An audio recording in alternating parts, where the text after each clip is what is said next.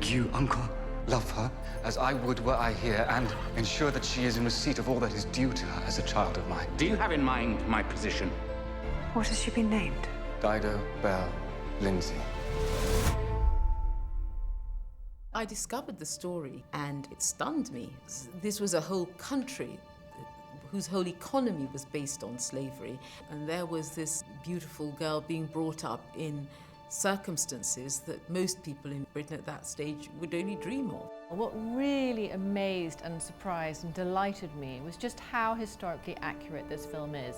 So it isn't just about the pretty dresses and the great characterization. This film is actually genuinely true. I had no idea she would be so black. May I present the second of my two nieces, Miss Dido Lindsay?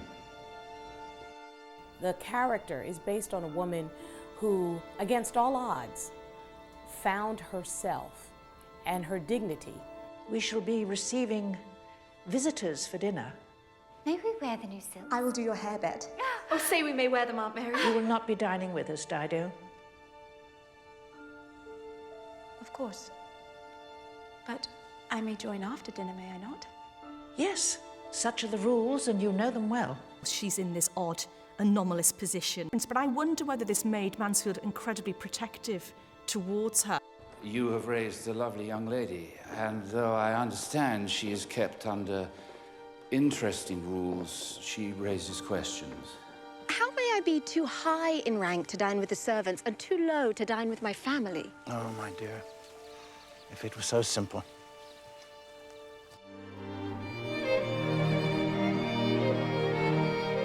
I was drawn to the story of Dido Belle by the history. The fact that I could give a voice to a young woman of colour that was infamous, had played a part in our history, that could be played by an incredible young actress of colour, and that she could be front and centre of this story. That was something that the history would not allow me to walk away from.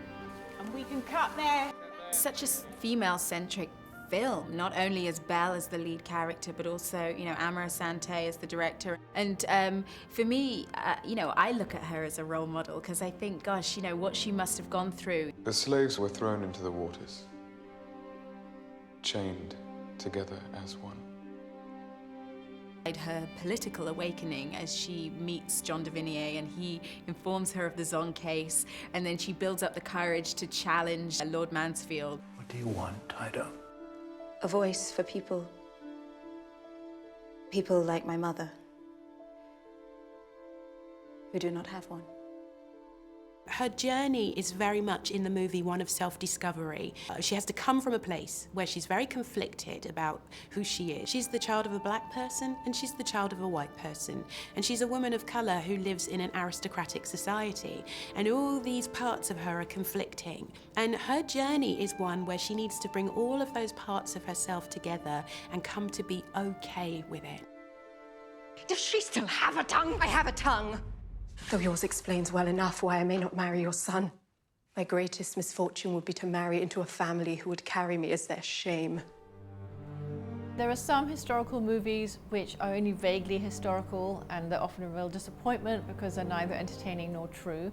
And then there are the other films like 12 Years a Slave and now Belle, where they don't just strive to entertain. They're also landmark films that teach, encourage, and motivate people to take the message of the film and bring it forward in their own lives. Perhaps if you could make these facts known, Mr. de Vigny.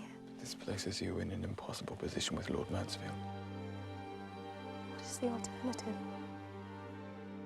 Dido really existed. This is, you know, part of our cultural heritage in the UK, and I think an area of history from this perspective has been much overlooked. I'm here today to rule on the case of the slave ship Zon. I think history is made up of individuals who do extraordinary things. I don't think you can underestimate the importance of Dido and her legacy.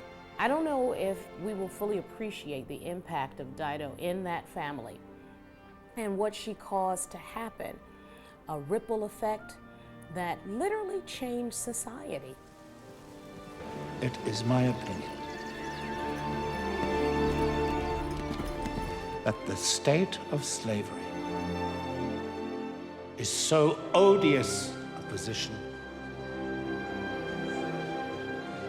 that nothing may support it.